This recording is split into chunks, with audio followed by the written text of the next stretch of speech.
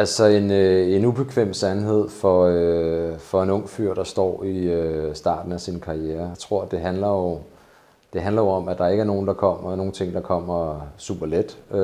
Det kommer heller ikke super hurtigt.